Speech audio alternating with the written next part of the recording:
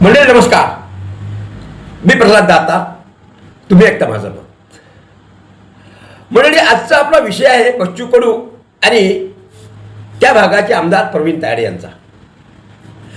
3 दिवसापूर्वी अचलपूरचे आमदार सध्याचे प्रवीण तायडे यांचा वाढदिवस संपन्न झाला आणि त्या वाढदिवस संपन्न झाल्यानंतर त्या वाढदिवसामधील ती माहिती आणि ती बातमी राज्यभर पोहोचली, मलाही कळली. आणि माझे अनेक काही मित्र आणि सोबती हे अचलपूर, परतवाडा आणि या परिसरात राहतात. त्यामुळे त्यांच्याकडून बरीचशी माहिती ती सुद्धा मला मिळाली, उपलब्ध झाली. आणि त्यामुळे आता प्रवीण तायडे आणि बच्चू कडू यांच्यामधला संघर्ष हा आगामी काळामध्ये कोणत्या स्तरावर जाईल या विषयावर मला आज तुमच्याशी व्यक्त व्हायचं आहे. खरं म्हणजे या भागात असणारी सर्व माझी मंडळी, मित्रपरिवार, त्यांच्यासाठी सुद्धा हा विषय महत्त्वाचा आहे. माझ्या तोंडून काहीतरी मी या विषयावर बोललो पाहिजे असाही त्यांचा आग्रह आहे. पण मंडळी, गेल्या 20 वर्षापासून बच्चू कडू या नावाची नाळ अनेक आक्रमक आंदोलक, कार्यकर्ता, पदाधिकारी, आमदार या नात्यानं राज्यात एक ख्यातनाम असा आमदार म्हणून त्यांचं नाव आहे. पण काय झालं मंडळी, 20 वर्ष या व्यक्तीला आमदारकी मिळाली, एक पैसा तुमचा आणि एक मतही तुमचं, असं सुरुवात करत करत करत 20 वर्ष ज्या माणसाने, त्या व्यक्तीने कुठल्याही राजकीय पक्षाचा आधार न घेता आपलं स्वतःचं अस्तित्व निर्माण केलं आणि राज्याच्या 288 आमदारांपैकी एक आक्रमक आमदार म्हणून त्यांनी विधानसभेमध्ये आपली छाप टाकली. हे सर्व होत असताना झालेल्या निवडणुकीत बच्चू कडू यांचा दणदणीत पराभव त्यांच्या मतदारसंघातील नव्हे तर मतदारसंघापेक्षा दुसरून बाहेरून आलेल्या एका व्यक्तीने केलेला आहे आणि ते म्हणजे प्रवीण तायडे. प्रवीण तायडे मूळ ज्या मतदारसंघातून निवडून आले त्या मतदारसंघाचे म्हणजे मतदार नाहीत. ते बाजूच्या चांदूर बाजार किंवा ते दर्यापूर तालुक्यातले कुठले आहेत, तेथून त्यांनी गावच्या जवळपास 15-20 वर्ष सरपंच राहिलेली ही व्यक्ती, राजकारणामध्ये सक्रिय असणारं हे व्यक्तिमत्व पुढे पुढे मनसेच्या तालीममध्ये वाढलं आणि नंतर आगामी काही काळानंतर त्यांनी भाजपमध्ये प्रवेश केला. भाजपाच्या नेतृत्वाने बरीचशी जबाबदारी त्यांच्यावर दिली आणि त्या जबाबदारीचं भान ठेवत प्रवीण तायडेंनी आपला पक्षामध्ये एक वट तयार केला आणि नुकत्याच त्यानंतर आलेल्या विधानसभे निवडणुकीत प्रवीण तायडे यांची चांगली लॉटरी लागली असं म्हणायला हरकत नाही.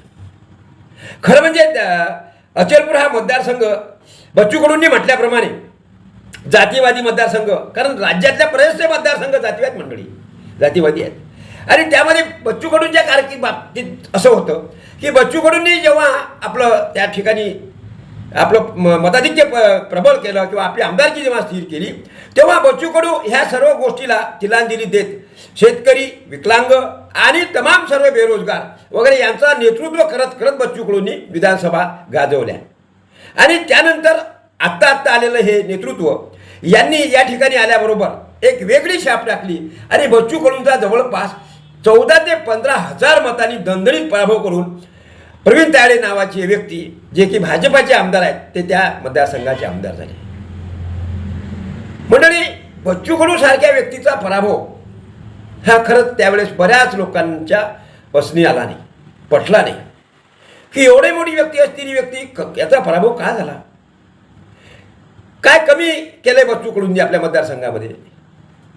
राज्यभर त्याचं व्यक्तिमत्व होतं आणि जे विधानसभेमध्ये एक खरडा आमदार, ही सरकारची लाच जर कोणी काढली असेल महाराष्ट्र विधानसभेत सर्वाधिक तर ती बच्चू कडूंनी काढलेली आहे. मग ते मुख्यमंत्री कोणी असो त्या 15-20 वर्षात, त्यांची आणि प्रशासनाची लाच आणि जवळपास 350 प्रकरणं ज्याच्यामध्ये बच्चू कडू हे आरोपी आहे. ते बऱ्याच वेळा सांगतात की 350 केसेस अंगावर घेऊन मी फिरतोय आणि त्यानंतर 350 केसेस घेऊन फिरणारी ही व्यक्ती निश्चितच कोर्टाच्या वाऱ्या, कोर्टाचे पुकारे, कोर्टाचे समन्स, कोर्टामध्ये जाणे येणे आणि न गेलं म्हणजे मग वॉरंट, या सर्व बाबीला सामोरे जात जात जात या विधानसभेमध्ये त्यांना पराभव पाहावा लागला आणि पराभव पाहिल्यानंतर साहजिकच मंडळी कुठल्याही व्यक्तीला जेव्हा 15-20 वर्षे जेव्हा विधानसभेमध्ये आपण गाजलो, राहिलो, वागलो, तर अशा व्यक्तीला हा पराभव सहन होत नाही. आणि मग आपलं काही राहिलेलं असतं की आपल्या संघटना होत्या, आपलं कार्य होतं, आपले काही उद्देश होते, आपल्याला बेरोजगारांना, शेतकऱ्यांना, विकलांगांना काय न्याय द्यायचा होता, तो बाकी राहिला. म्हणून त्यासाठी म्हणून त्यांनी एक भलं मोठं आंदोलन अलीकडे पेटवलं आणि त्यासाठी म्हणून त्यांनी मुंबईपर्यंत ठेच घेतली. आणि त्यानंतर त्यांच्या त्या पराभवाची ठिणगी ही दिल्लीपर्यंत पोहोचली. आणि त्यानंतर दिल्ली मुंबईमध्ये बच्चू कडूंना कसं स्थिर करता येईल, कोण स्थिर करेल, कुणाला हा अंगारा जवळ ठेवता येईल, अशा पद्धतीच्या ज्या चर्चा झाल्या त्यामध्ये हे धाडस एकनाथराव शिंदेंनी केलं. कारण शिंदेंचे आणि बच्चूंचे संबंध तसे होतेच. कारण ते जेव्हा गुवाहाटीला गेले होते तेव्हा गुवाहाटीला त्यांचं चांगल्या गाठीभेटी झाल्या होत्या आणि गुवाहाटीनंतरचे काही संबंध आणि त्या संबंधातून असलेल्या काही प्रेम आपुलकी आणि त्यामुळे निश्चितच बच्चू कडूंना आपण जवळ सांभाळू शकतो, बच्चू कडू सारखा अंगारा आपला जवळ ठेवू शकतो, ही पूर्ण शक्यता शिंदेंना वाटली. आणि म्हणून बच्चू कडू आणि शिंदे यांच्यामध्ये समन्वय होऊन बच्चू कडूंनी आपला संपूर्ण प्रहार हा शिंदेंच्या चरणी वाहून टाकला. आणि नुकताच त्यांचा प्रवेश झाला. प्रवेशानंतर बच्चू कडू आणि माननीय शिंदे यांनी चांगलं एकमेकाचं स्वागत केलं. एकमेकांच्या गरजा काय आहेत, एकमेकांच्या आवश्यकता काय आहेत, एकमेकांना कसा आगामी काळामध्ये आपण एकमेकांना समजून घेऊ, आदी आदी आदी सर्व चर्चा ह्या त्या दिवशी त्या ठिकाणी झाल्या.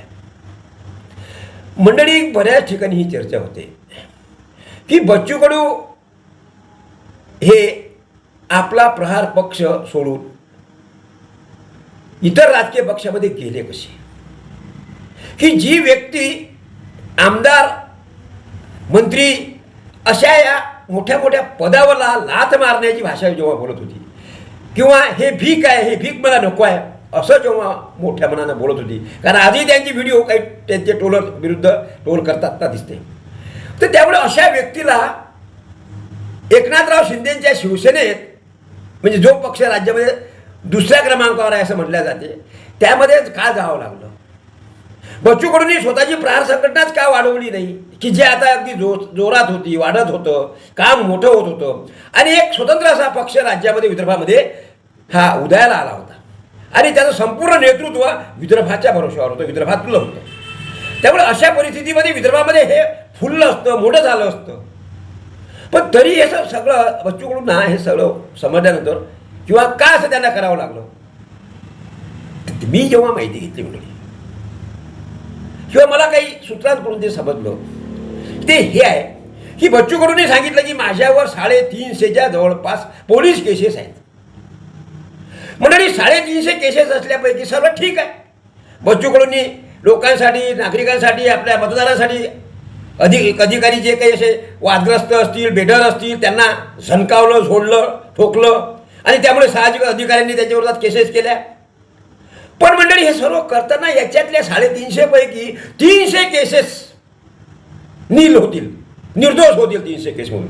पण 5-25 केसेस अशा असतील कदाचित की ज्यामध्ये बच्चू कडूंना बाहेर राहता येणार नाही. आणि आता एक प्रकरण जे बच्चू कडूंचं व्हिडिओ व्हायरल झालेले आहेत त्यांचे बोलण्याचे वगैरे वगैरे, की ज्यामध्ये या प्रवीण तायडे आमदार यांचे काही भाऊबंद असलेल्या कोणी व्यक्ती आहे, चुलत भाऊ वगैरे, यांचा जो खून झाला, या खुनाशी संबंधित काहीतरी व्हिडिओ क्लिप जी व्हायरल झाली त्यामध्ये बच्चू कडूंचा आवाज वाटतो आणि बच्चू कडू हे या सर्व सूत्रधार आहेत असंही त्या व्हिडिओ क्लिपमधून दिसते. त्यामुळे कदाचित ह्या व्हिडिओ क्लिपची जेव्हा ते फॉरेन्सिक लॅबपर्यंत गेलेली आहे म्हणे आणि त्यानुसार ते काय आल्यानंतर त्याचं काय ते होईल, तर अशा वेळेस बच्चू कडू सारख्या व्यक्तीला कदाचित जेलमध्ये जाण्याची पाळी येऊ शकते किंवा या कटाचा सूत्रधार म्हणून बच्चू कडूला अनेक दिवस चक्की फिशिंग अँड फिशिंग करावी लागणार आहे काय, अशी काही शक्यता नाकारता येत नाही मंडळी. आणि अशा परिस्थितीत आता आपल्याकडे आमदारकी नाही, आपला पक्ष आहे, प्रहार त्याच्यामधल्या कार्यकर्त्यांना आता जवळ ठेवणं आपल्याला अशा परिस्थिती कठीण जाते. कार्यकर्ते सैरभैर होऊ शकतात. आपल्यावर जर उद्या अशा पद्धतीचा काही आरोप आला, वॉरंट आला किंवा पकड किंवा आपल्या भोवती जर काही कोर्टात सशिमेला सुरू झाला, कार्यकर्ता जवळ राहणार नाही. मग काय करता येईल त्यासाठी म्हणून राजकीय ताकद, राजकीय बळ पाठीशी पाहिजे. आणि ते राजकीय पाठबळ घेताना मध्यंतरी काढलेला मोर्चा आणि त्याचा फलित त्याच्यातून असलेली ही फलश्रुती, याच्यामधून विधान परिषदेचा आमदार म्हणून बच्चू कडूंना ती निवड आणि ती पसंत बच्चू कडूंनी केली असावी. आणि त्यासाठी म्हणून शिंदेकडे जाऊन आपलं संपूर्ण अस्तित्व शिंदेवर सोपवून की आता तुम्हीच मला वाचवू शकता, असंही कधी कधी काही लोकांच्या चर्चेमध्ये आहे. आणि म्हणून बच्चू कडूंनी कदाचित या 350 केसेस पोलिसांपैकी असलेल्या आणि आता असलेले प्रकरण आणि प्रवीण तायडेंनी त्यांच्या वाढदिवसा दिवशी काही सांगितलं म्हणे की अजून 2 असे मोठे प्रकरण आहेत, असे 2 मोठे प्रकरण आहेत की जे आगामी काळामध्ये बच्चू कडूंना भारी जाऊ शकतात. आणि त्यामुळे अशा परिस्थितीत राजाश्रय हा महत्त्वाचा आहे. उद्या त्यांना आमदारकी मिळेल. मंत्रिमंडळ विस्तारामध्ये लाल दिवा भेटला म्हणजे बऱ्याचशा गोष्टी हलक्या होतात मंडळी, बऱ्याच गोष्टी हलक्या होतात. न्याय असेल, कोर्ट कचेऱ्या असतील, संमस असतील, यामध्ये थोडासा काही अंशी दिलासा मिळतो. कितीही काही झालं तरी शेवटी लाल दिव्याला, पोलिसांना, वॉरंटला वगैरे वगैरे या गोष्टीचा विचार करावा लागतो आणि त्याचा दिलासा खूप मिळते. आणि अलीकडे जर आपण पाहतोय की न्याय प्रक्रिया असेल, बाकीचे असेल, त्याच्यामध्ये राजकारण्यांचा हस्तक्षेप एवढा वाढलेला आहे की होत्याचे नव्हते आणि जित्याचे पित्र होत्याचे नव्हते असं काय म्हणतात ते होतात. आणि त्यामुळे अशा परिस्थितीत बच्चू कडूंना जर आपलं राजकीय अस्तित्व किंवा आपलं आगामी भविष्य जर कायम ठेवायचं असेल, हे नाव कायम ठेवायचं असेल, तर त्यासाठी बच्चू कडूंनी हा आधार घेतला असल्याचं अनेकांच्या तोंडून मला या परिसरात ऐकायला मिळालेलं आहे. आमदार प्रवीण तायडे यांनी भाजपाच्या माध्यमातून त्या भागामध्ये एक चांगलं वलय निर्माण करण्याचा प्रयत्न केला. आपल्या वाढदिवसाच्या दिवशी जवळपास त्या भाषणापैकी अर्धे 50% भाषण हे त्यांनी बच्चू कडूंवरच मोठ्या प्रमाणात चांगल्या पद्धतीनं तोंडसुख घेतलं असंही म्हणायला हरकत नाही. आणि ते अनेकांना चांगलंही वाटलं. अनेकांना त्यांनी ते मुद्दे सांगितले, तेही आवडले, पटले. बच्चू कडूंनी त्यांच्या 20 वर्षाच्या कार्यकाळात कोणती कामं करायला पाहिजे होती, कोणती केली, कोणती नाही केली, का नाही केली, आणि त्यामुळे मतदारसंघात किती भ्रमनिराश झालेला आहे हे सुद्धा त्यांनी सांगितलं. एकंदरीत काय तर मंडळी, बच्चू कडू यांचा जो काही प्रवेश किंवा बच्चू कडूंनी जे स्वतःचा पक्ष, स्वतःची संघटना जी की विलीन केली आहे सहजे म्हणल्या जाते, त्यामुळे त्याच्यात हे सर्व घटक किंवा ह्या सर्व बाबी कारणीभूत असतील असं त्याच्यावरून दिसते. मंडळी, तुम्हाला काय वाटते? आपण सुद्धा आपल्या प्रतिक्रिया या ठिकाणी व्यक्त करू शकता. आज आणि आता इथं थांबतो. पुन्हा उद्या या अनुषंगाने भेटू. तोपर्यंत नमस्कार.